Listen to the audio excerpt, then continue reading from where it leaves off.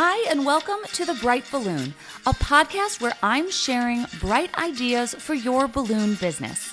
My name is Sarah Meyer, and I'm a balloon business owner like you, and I love the creative side of what I do, but I really love the business side, which seems to be the part where most people struggle. So I'm here to help. Each week, I'm bringing you an episode full of bite-sized tips you can use to make improvements in your business. I want you to make more money, eliminate stress, and learn along with me as we grow our creative businesses together. Welcome to The Bright Balloon, presented by 17 Hats. Hello and welcome to this episode. Today is going to be a solo show where I'm sharing tips about going back to basics. I have felt my business grow over the past couple years, but I've also had a baby over the last year, and it's thrown a couple things out of whack. Nothing major, but I've just found myself needing to take the time to essentially give my business a tune-up. And a lot of those areas that I feel like have gotten a little, I'm going to say flabby. I've kind of gone back to the basics. I've stripped things down to either where I started, or I've gotten rid of the fluff for extra expenses, and I'm going to share all about it in this episode. So my business is at a great spot right now. I have 2 people working for me. I have Kate, who inflates, and then I have a virtual assistant who helps me with kind of the admin side of my business. And I've been paying a lot of attention to see if I need to hire someone else. During some of my really busy weekends, I thought maybe yes, like I needed someone to go do teardowns. But when I really kind of evaluated, I think I'm actually good. I think I'm kind of in this sweet spot of maximum profitability without doing all of the work myself. So things are pretty comfortable right now. However, there are a couple areas where I feel like I can just make it a little bit leaner or a little bit more efficient. So I feel like at one point my business was like totally dialed in. And honestly, that was when I was doing everything myself because it had to be, right? Like I was doing everything. So it had to be maximum efficiency, maximum affordability. Any shortcut, any tip or trick that I could utilize, I did because every second counted. And as I've hired more help, I can feel myself getting a little bit lazier. All of a sudden, it's easier to spend money. There's a lot of convenience spending happening. It's a lot easier for things to get disorganized because I'm not in my shop every day. It's a lot easier for the van to get cluttered because I'm not the one, doing all the things. So I just feel like nothing has gone off the rails, but things could be dialed in or tightened up. And I'm going to talk about what those areas are, what I have done to actually go back in and kind of give myself a tune-up, give my business a back to basics, almost booster, and how it's helped. So I'm going to share some of those categories as soon as we take a quick break and head over to the U-Glue hotline for some great advice that sticks. Welcome to the U-Glue hotline, where we discuss great advice that sticks. Brought to you by Pro Tapes. If you have a question or some great advice to share, click the link in the show notes to call in and leave a voicemail. Hi, my name is Sabrina Fleming. I own Inflated Dreams Balloon Company in Tuscumbia, Alabama. My tip is to always keep a copy of your QR code that leads to your social media accounts on your phone as a picture. So if you forget your business card, you can always send that to your client or anyone that's asking for a business card. Thank you. Bye-bye. Pro Tapes is a leading manufacturer of specialty tape products like Pro Gaff, Pro Artist Tape, and our favorite balloon tape, U-Glue, which helps you create amazing balloon arrangements and decorations in less time. You can save 5% on U-Glue when you buy directly from Having a Party using code BRIGHT at checkout. Okay, welcome back, and let's dive right in. First of all, this idea of back to basics, I feel like for me, it's a good thing. I was an art teacher in a previous life, and I taught sixth grade art, which was like always the fundamentals. It was like the basics of color theory. It was, form, shape, line. Like it was very basic stuff, but I loved teaching it because there were so many different applications. It was kind of the foundation of where my students' visual arts knowledge began. It was no longer just like crafty, cute projects. It was like, here's an actual concept that you can learn and take with you for the rest of your life. So I've always loved the foundations. And I also taught high school art. And there were a lot of students that were like good at art, but you could tell they didn't have those foundations. And it was almost like they were lacking tools in their toolkit to like improve their art. It was like they were just kind of good at something, but then when things went wrong, they couldn't troubleshoot. They couldn't go back to those basics and be like, okay, what can I apply to strengthen this? What can I tweak to make this better? It was just like they didn't have those skills. So I'm a huge believer in foundations and starting with the basics, because when things get confusing or when something's not working like it used to, it's nice to be able to go back to where you started and just kind of pare down and rebuild. So the most recent instance where this has happened in my business has been my garlands. Like recently I have noticed my garlands have just not looked awesome. Like I've done installs and they're fine. Like no one's going to criticize these, but I'm criticizing them. Like they don't look the way that I want them to. And I couldn't figure out why. And it's like something had changed and I couldn't figure out what it was. And then in trying to fix it, I was almost like changing all the variables and they kept getting worse. And another variable that was added in was Kate, who inflates. And she inflates the way that I tell her to. So this is not at all, her fault. But they just weren't having that same freshness, that same look that they had once had. So Kate and I had to kind of strip this down and go back to basics and figure out what was going on. And the first thing that I did was open up my recipe for my organic garlands. And I had just completely led Kate astray, right? Like I had this recipe written down. And then without writing anything else down over the last 6 months, I've said, hey, why don't you try making the 16 inches bigger? And then it was like, hey, why don't we try doing this different method? And then it was like, hey, I'm going to switch out all the brands of balloons so that it's all new. And I had introduced so many different variables that it was just everything was inconsistent. So that's what led to me not like loving my garlands and also not being able to kind of put my finger on what had changed.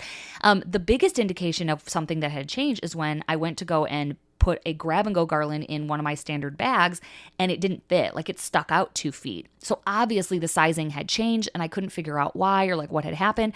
So we kind of stripped it down. So one of the ways that I have kind of clarified, gone back to basics, is going back to those original garland recipes that I started with, and I actually implemented sizing. So we are now using a sizing inflator to do all organic. I'm a huge fan of the Air Force. That's what we have always used. But because I'm in between brands right now, and I'll just be honest, it's because I was like very Qualitex heavy, and now Qualitex isn't available most places. So I am in the process of switching out my inventory. It's a huge pain in the butt, but I have everything from Qualitex to Decomex, Metallic, like everything. I have everything in there. So it's not fair for Kate to just have to like use all these new balloons that she's never used before and eyeball the size on an inflator and get it perfectly right. Because, a 16-inch Qualitex balloon fully inflates to like 15. They're really small. And 11-inch Decomex blows up to like 17, right? Like they're huge. So all of my sizing, like the 11 inches were getting big and the 16 or 18 inches, they were small. So pretty much everything just looked like the same size. So by going back and going to those recipes, writing down a sizing formula on a specific machine that Kate can follow ensures that everything is consistent. Everything is the same amongst brands, right? You're no longer depending on like the look or the feel of a balloon. You're just going by the timing. And it's also taken some unfair pressure off of her, right? To like know what's inside my brain and to be relying on what looks good or what feels good. Instead, we've written it all down and we wrote out a timed formula for organic. And the more I asked around about this, the more companies were confirming that they also do this. So I knew I was on the right track. And I think if you had asked me a year ago if I was ever going to size my organic, I would have rolled my eyes and laughed. But a lot has changed in my business. Mostly, I'm not inflating my own balloons anymore. I've changed brands, right? Like I have moved into more of a like a quantity business, right? Like I do a lot of volume. So it's like that has to be consistent, and it has to be brainless, and it has to be the same no matter what balloon brand we're using. So that is the first area where I have really gone back to the basics, the basic formula that I started with, the basics of like a recipe, the basics of sizing,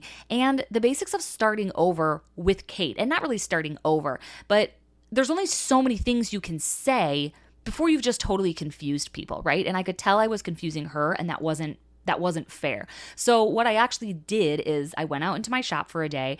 I made a garland exactly the way that I wanted it to look.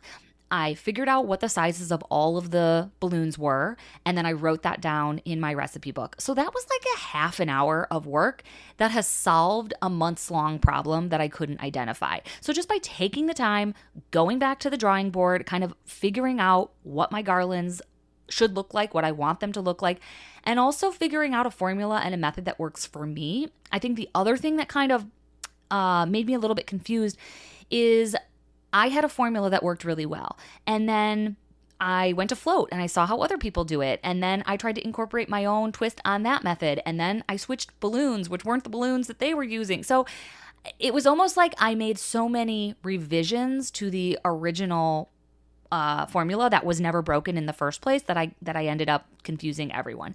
So if you are not loving your balloons and you're having someone else inflate, or maybe you're just not able to do it like the way you used to, I would recommend going back to how you used to do things when you liked it and recording what that size actually is, because things can just kind of tweak. And the other bit of advice I got was from my friend Emily in at Utah Balloon Creations, and she just said it's totally normal that like every 6 months you just have to retrain your staff. Like even if nothing has changed and all the same people work there, it's okay to just plan a training day every 6 months. Like you forget things, or you start tying a different way, and it's kind of solidified as this new habit over the course of 6 months. And something as little as the way you tie your balloons can really change the way your decor looks or moves or behaves. So I think having just like an ongoing every 6 month training day is a really, really good idea, because that way you're not having to say like, hey staff, we need to change everything again, or like everything's gotten bad, we need to rework this. It's like, no, this is just like a standing appointment we have to maintain great quality, and it's just going to be on the calendar every 6 months. No one's at fault, nothing is wrong. We're just going to get back in shape a little bit in terms of our inflating, tying, and production. So it was nice to have Kate as an employee with me kind of troubleshooting this, but ultimately I needed to be the one to figure that out. Like I needed to say like, this is the size I want. This is how I want you to tie. This is the pattern. This is the rule to the exception, right? Like I got all that written down. And I needed to take ownership for that. I couldn't just be like, hey Kate, can you just like figure out a better way to do garlands? Like as the owner, I need to decide what works best for our company, for Kate, for the balloons that I have, for the way that I install. It had to work for me. And that was one of the biggest ways that I have, I think, kind of gone back to the basics, started fresh, figured out what I want, and now we're going to move on from there. All right, the next area where I have gone back to basics is framework. I think the longer you're in the balloon world, the more ways you have of doing everything, right? Like I can make an arch 5 different ways. I can hang garland 10 different ways. I can rig from the ceiling 20 different ways, right? And sometimes you need all those options in your toolkit, but there are other times it's a mess, right? Like if you use EMT as your framework, but you also have aluminum rod, and you also have PVC, and you also have like bendable pecs, and you also use tent poles, all of a sudden you have like all this crap just piling up in your shop, and like there's no way to organize it, and it's all different. So one of the biggest ways that I have standardized my framework is by standardizing my bases. So I actually have a tutorial. This is a plug for this tutorial I just came out with. And it's a bases tutorial, and I only used 2. I had the paver bases, I had wood bases, I had store-bought bases, I wanted to get metal bases. I had, like, I'm 10 years in and I was still reevaluating bases, and I was like, this is ridiculous. I need 2 options that work, and I'm going to stick with those forever. So I just came out with a bases tutorial. If you don't have a base option, it's a big outdoor base, and then it's an everyday base that's in lieu of knot lamps. Because the other thing that happened last year was I decided I was never going to use a knot lamp ever again. I think they're incredibly wasteful. The packaging is ridiculous. I hate checking out at Walmart and having the guy be like, "Oh, that's a lot of lamps," and I'm just like, leave me alone. I hate the whole process. I hate going to get them. I hate putting them together. And then the real kicker was that recently the threads on the connectors of the lampstands, like, they break apart. So I had like 3 columns just like break in my hands, and I had to like rig them together. Like, I'm done with knot lamps. I'm never using them again. So I have a new base that's a substitute for that I make myself. And with the base and the EMT pole attached to it, it's less than the cost of a knot lamps, which is why I have switched over to this method. So now I have 2 bases. That's it. I'm no longer tempted to try a different way of making a base. I'm no longer getting like big heavy pavers that I could drop on my foot. I only use these 2 methods. And that has streamlined because they're all the same size. So they stack nicely. They line up nicely in my shop. I'm never like trying to figure out like, what should I use this time I make an arch? Like, it's always the same. And then I got rid of everything that wasn't one of those, right? Like, it freed up space and room and bandwidth because I'm committed to these 2 ways of having bases for my arches and columns and everything. And then the same goes for like conduit, right? Like, I had all these different size poles. And when am I going to use a 4-foot tall piece of EMT? Literally never. So I have 5 foot, which is standard for columns. I have a couple of 8-foot poles, and then I have like 2 or 3 foot. I have whatever goes in the sides of my arches, right? But I got rid of anything else that was like a random size or like a random bent piece or something that I could use eventually, maybe one day. Like, all that stuff was getting in the way. It was confusing. It was confusing me. It was confusing Kate. Like, Kate should not be fumbling through a pile of conduit to try to find something to build a column on, right? Like, those should be easily accessible. And one more thing that I did was I labeled everything. Like, duh, this has taken me 10 years to label my poles. How hard is it to take a piece of tape, stick it on there, and write wall, right? So now we have the 5 poles that we use to build walls. And those are easy to find. And then I'm going to label all of my column poles, right? They're the same size. And then I'm going to label all of my arch, my short poles to go in the sides of my arches. I'm just going to label them. And it's so basic, but I've never done it. Instead, we're always just left guessing. And then it's more time for everybody trying to find the appropriate framework. So I think doing a big clean out of your framework, I even got rid of store-bought framework. I had like those Chiara, I don't know, however you say them, the ones that are arched, they look like giant tombstones. And then the spandex that goes over, I hate them. I know it's unpopular opinion. I hate them. And I just stopped offering them. If someone wants that, they're going to have to rent it from someone else. They're going to have to buy their own on Amazon. Those walls were getting knotted, like the feet were getting all intertwined and taking up so much room in my shop. I literally just lost it one day, and I like threw them out into the driveway, and we threw them away at bulk trash pickup day. Like, I don't have them anymore. I don't want them in my shop. So I think eliminating the things that you don't use and clarifying the ways that you are going to do framework and making it consistent is like such a basic move, but it makes everything easier and everything faster, and it eliminates your clutter, and it has really improved consistency too, because all of the poles are the same. All of the bases are the same. All of the ways that we do things are exactly the same. So that is, beneficial for so many reasons. Speed, time, efficiency. Also, I know what everything costs me, so my pricing is more accurate. Like, it's just helped all around to streamline and standardize my framework and my bases. So if you are looking for a base option, I do have a tutorial. It's the only 2 bases I use. You don't need any fancy tools besides a drill to make these bases. And I think it's important to have a way to make your own bases, even if you have nice metal sturdy ones. if you have to do 20 columns, you probably don't have 20 metal sturdy bases. So this is a great option if you're looking for it, and it'll be linked in the show notes.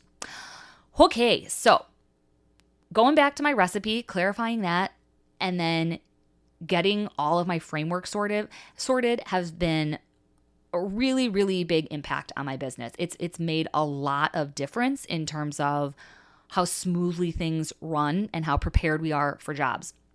But I have more. I have more ways that I've gone back to basics, that I have kind of cleaned up, that I have gotten my business back in shape, and I've tried to trim some of that flab, that waste.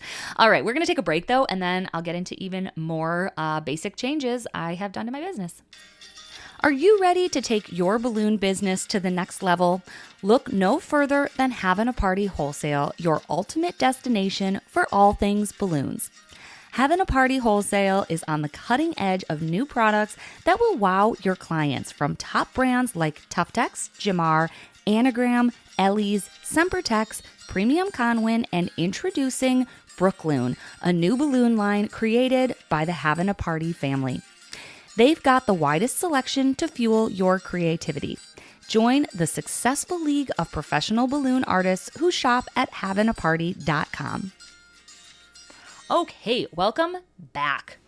This next one, mess everywhere. And I get like clutter blindness. It's really amazing. There will be piles of things that I just no longer see. There will be, a base that's just been sitting in the corner of my shop for like 2 months that I just don't even see anymore, right? Like I have gotten like PR packages of boxes of balloons from companies, and they are just sitting on the floor, and I have not opened them, and I no longer see them. Like they just disappear. So clutter everywhere. I'm a very cluttery person to begin with. I am like, there's piles everywhere, and I know where everything is, if that makes sense. So my shop just gets cluttered and cluttered and cluttered and cluttered, and finally I don't even notice it anymore. So taking the time to do like a deep clean. I've done this twice this summer already, and each time it looks and feels so much better. It's just amazing. And half the stuff that I get rid of is like literally stuff I don't need. It's like old invoices or notes that I wrote on a piece of paper, or just like random things that I brought in from my car, like a mug, right? That's just been sitting out there for months in my studio. So doing a big deep clean of clutter.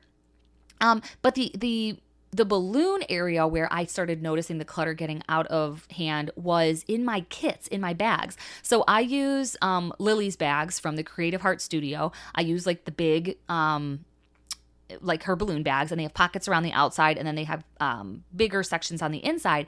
But if you don't keep your stuff like organized in there, it can just turn into this void of garbage. You know, all of a sudden a couple of tabs from your U-glue dashes get thrown in there.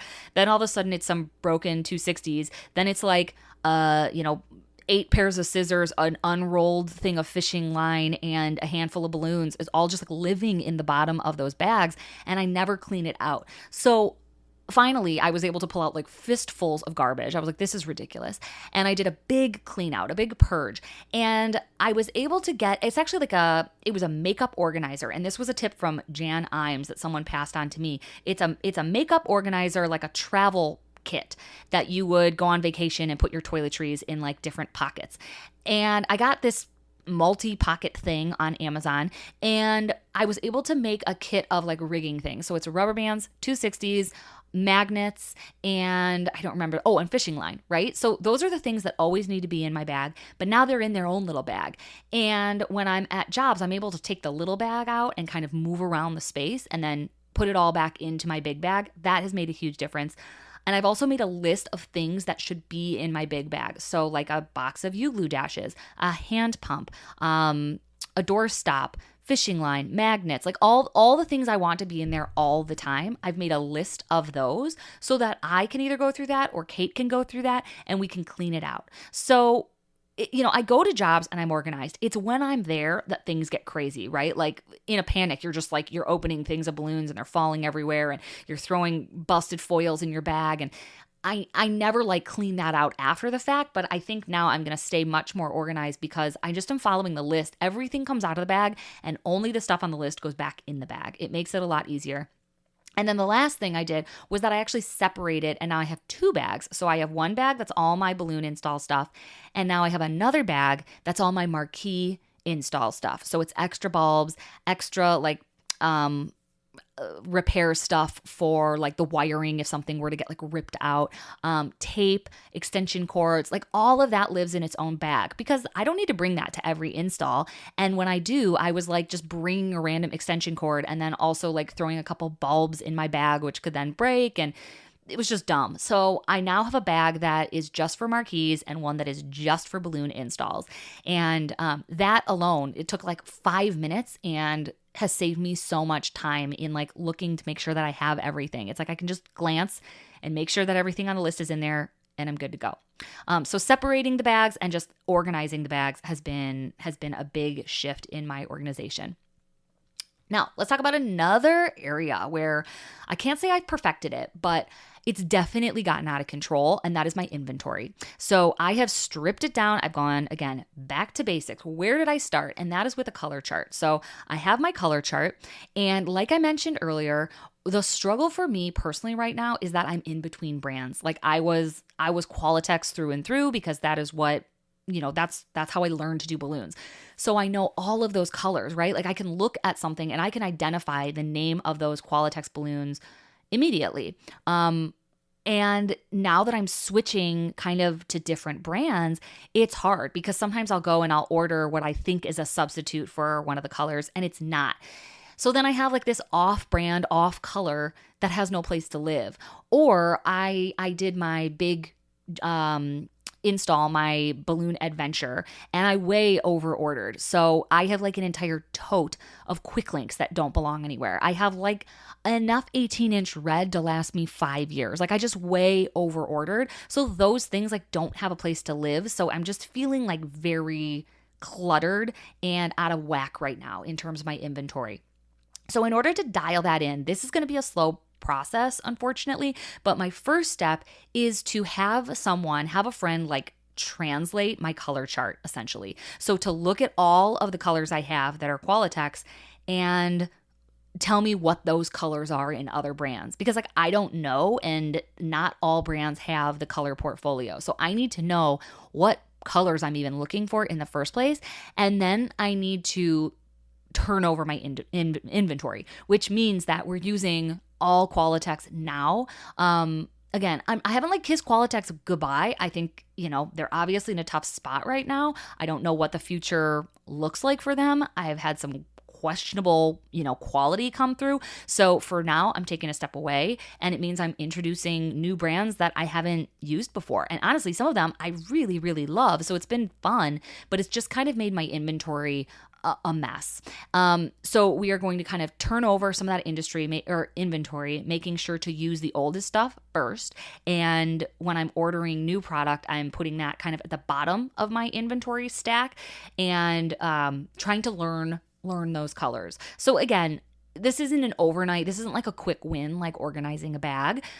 But it is something that I'm committed to doing because I hate when I have like one bag of this color and one bag of that color and half a bag of that color and that ugly color that I'm never going to use. Like that to me is chaotic, and I don't want it. I want to be all, back in line with my colors on my color chart so that people are ordering by name, so that I know exactly what I need and exactly what I have. And again, because I now have someone working for me, it's not fair to set Kate up for failure. It's not fair for me to say like, I call it chrome gold, but you should know that's the same thing as shiny gold. No, she shouldn't. She shouldn't know that, right? Like I shouldn't be like, actually royal blue is the same as dark blue. For her to know all of that, it's impossible and it's not fair. So I need to get all of those dupes like written down. So like if you ever watch like makeup tutorials, they're always saying like, here's the high end version and here's a dupe. Like here's a low end version that does the same thing. I need color dupes identified for me. So I'm going to have a friend do that. I'm going to have like a color chart full of translated color names, and we are quickly going to try to roll over some of those colors that we can no longer get. But that is one area where things just feel a little bit messy. There's a little friction there, and I'm trying to go back to the basics of the color chart and streamline in that area. All right, I have a couple more things to loop you in on. Let's take another break, and then we will get back into it. Hi, I'm Jeff from Balloon Suite, and I get a lot of questions about how to price product, where to order product, where to get those balloons, where to get the supplies you need, and then how to manage your inventory in an easy way that isn't complicated, but also doesn't require some expensive tool or extra time every week. If you're looking for strategies to improve your business and how it operates, we've got those strategies for you over at balloonsuite.com. Check out the blog, get the value, get the business value from us. We work with hundreds of balloon decor companies, and so we know what it is you're facing. And I would love for you to get the benefit of that expertise and to check out the packages we offer to help you grow sales and get your marketing done. All right, welcome back. Let's talk about more areas where I have gone back to basics to try to streamline and smooth things out as they've gotten a little bit clunky over time. So here is a problem that I have encountered, and that was letting everybody order whatever they wanted. Like, I have just slipped in terms of having a menu, having clear items that I'm promoting, knowing what I even want to sell. And every order started feeling like a chore. So if you are a subscriber to the bonus episodes, we will link to that. If you're not a subscriber, you can do that for $5 a month and you get an extra episode every week. So I have covered extensively, kind of like in a full series, of how I took like product photos, streamlined, evaluated what my most profitable items were, redid my website, and how that affected my business profitability. Because now that I have a virtual assistant doing my sales and I have an employee building my balloons, I basically was losing money and time on both ends. So basically, if people were ordering something custom, my sales girl didn't know how to quote it, right? Like, I was setting her up for failure where she had to come and ask me for feedback. And then if it was something custom, Kate didn't know how to make it. So then I would actually have to inflate and build the thing, and then I would have to go install. Versus a column that's easy to quote, easy to sell, easy to make, easy to build. And all I am doing is delivering it and doing the final install. And sometimes not even that. So having everything be like a one-off item, it felt just like a lot of work. So I worked to get everything consistent and streamlined. So I talked all about, again, in these bonus episodes, if you want more information about like how I actually did this, I talked through my whole product photo shoot and what I did. But I took photos of all of my items in brand colors. I updated those on my website.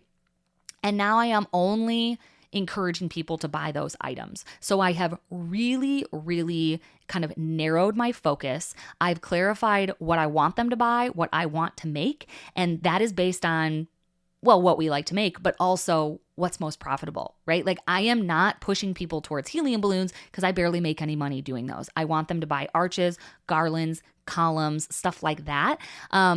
And because those are easy to quote, easy to sell, because we're using standard colors, because Kate can inflate and build, all I have to do is deliver. And that feels like more time in my day. That feels like less stress. So that is worth pushing specific items. So that felt way out of whack. It felt like I had just completely lost my way in terms of the menu. I've always have a menu, but for some reason it felt like creep, right? Like I had just gotten too accommodating. I was just saying yes to everything and everyone. And I really pulled back when I had the baby. Like, I really had to streamline because it just was not feasible. And in doing that, I have so much more time. I have so much more confidence in my team. Like, they know what to do. I feel like in streamlining, I've actually empowered them to like know how to do their jobs better instead of always making things difficult and hard for them. And another tip is that I tweak my website. So now when people order, they check a box saying what they're most interested in. Are they interested in a $100 grab and go garland? Are they interested in a standard menu item with a $400 minimum? Or are they interested in something custom with a $1,000 minimum? And surprise, surprise, very few people want the custom option. They're all happy to order off the menu. So that has been a big change that probably has had the most impact on my business financially, but also just time. Like, I have so much more time that it was kind of a quick win. I was able to kind of revamp my website and get these photos on there in the course of a week. And again, I talk all about that in the bonus episodes if you'd like to know more. But things had really kind of gotten out of hand in terms of the actual items. And then I just stripped it all down. I went back to the basics, cleaned up my website, cleaned up my offerings, and we are all much better off because of it. All right, I have one more area to share. We're going to talk about money right after the break. Hey listeners, before we wrap up today's episode, let's talk about our fantastic sponsor, the Balloon Guild.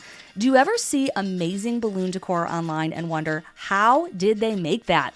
The Balloon Guild is revolutionizing the industry by standardizing recipes, SOPs, and offering unparalleled training. Their mission? To elevate balloon artists worldwide, ensuring efficiency, profitability, and unparalleled professionalism. For business owners and their teams, the Balloon Guild isn't just a resource, it's a game changer for growth and development. For me, it's been the ultimate shortcut in finally getting things out of my head and onto paper, so I'm not making things up on the fly, and so my team can work together to create consistent, fast decor. Visit their platform today at theballoonguild.com or by using the link in the show notes. New recipes and resources are released every month. Okay, welcome back. Last section I want to talk about is finances. I have gotten really lazy, I'll be honest, really lazy when it comes to spending money. I have a lot of convenience spending happening right now. And when I started my business, I was very frugal, probably too much so. And now I'm the opposite. You know, if I can fix it with money, I will. Like if I can buy a service, if I can subscribe to something, if I can pay someone, because again, you know, I say laziness, but the honest truth is I have a baby, and like time is the ultimate resource right now. Like I need to do whatever I need to do to have enough time to run my business, but to also be with my kids. So I'm not regretting convenience spending right now. It's definitely like a tool, and I'm glad that I can outsource as many things as I have. But there's a lot of things I'm just like not even using anymore. So my next step, I haven't done this yet, but my next step is to do a full audit of spending. What subscriptions am I paying for? What services have I enrolled in? What courses have I bought that I haven't even watched yet? I think I have multiple website services that I'm paying for at this point. Like I have things that I'm not even using that I don't even know about. I pay for Zoom. Maybe I don't need to do that. I pay for a lot of things where the free version would probably be okay. Like once upon a time, I needed to upgrade for some reason, but now I don't know if that's necessarily the case. So doing a financial audit is kind of the last step of this back to basics kind of series that I'm doing within my own business, just to kind of reevaluate and trim some of the fat in my business, especially financially, because that is just like setting money on fire. So the first thing that you can do, that I will do also, is to just go into my settings on my phone and see what subscriptions I'm paying for, what apps. Am I using them all? Am I utilizing the features that I am paying for? And you can just cancel those right on your phone. So that's an easy win. The next thing I'm going to do is go to my actual transactions of my bank account and just see what is being charged every month. If I'm using all those things, that's fine. Again, like I'm happy to pay for services and convenience. But a lot of the things that I'm paying for, I know I'm just not even using anymore. Like I have social media planners software that I just don't even use. I just haven't even been scheduling social media outside of Instagram lately. So just trimming some of the fat in those areas, I think I can do this in like a day, and it'll, I bet I could save probably $200 if I actually just go through and eliminate some of those services that once upon a time I paid for or I upgraded to that I maybe don't even know that I'm paying for. So I hope that has helped. If you feel like your business could use a little tune-up, use this as a list to get started. I'm sure there are a lot of other areas where we could all go back and just kind of clean things up or tweak things or streamline. And those little changes for me always have the biggest impact for sure. So I hope this helps. It's helped me, and I will see you in the next episode. Thanks for listening. As usual, I tried to keep it bright and light. Our presenting sponsor is 17 Hats, the CRM I use to cut the chaos and manage my entire balloon business.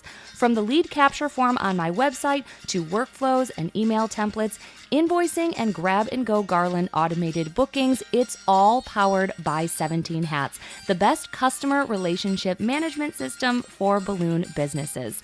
There's even a 50% off coupon code waiting for you in the show notes wherever you're listening. I'll see you next week in another episode.